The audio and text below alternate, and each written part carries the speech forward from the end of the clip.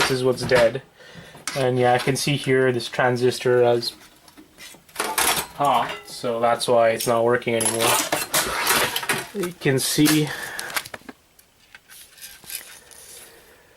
it's hard to tell, but this one is flat on the top, and this one kind of has like a little bump, so we know this is the bad one.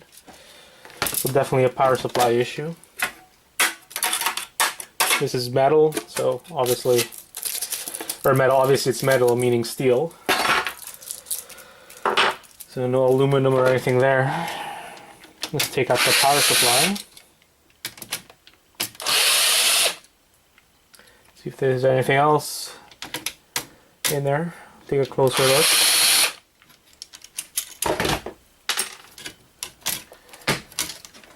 One more screw over here.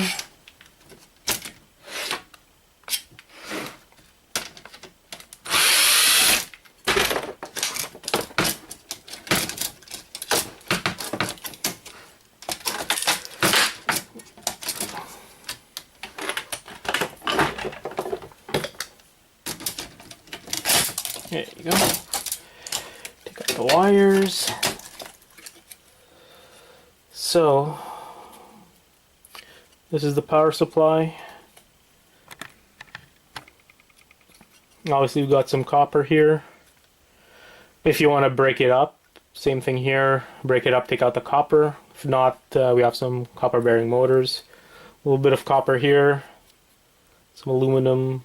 Some more copper in here. Few wires, brass connectors here.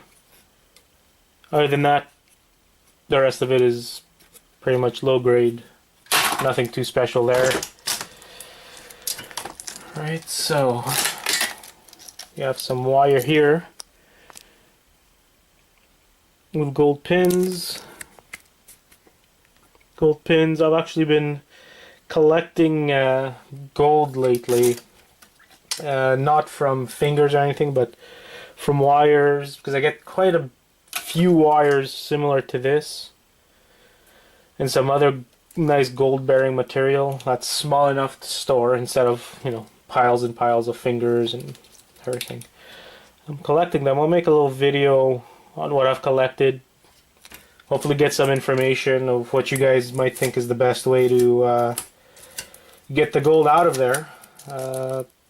I'm kind of averse to doing anything with acid because I do all this stuff out of my home and I have young kids and everything, so I don't want to do this stuff inside my home. But I have a plan to maybe go somewhere and do some of this gold extraction, refining, whatever you want to call it.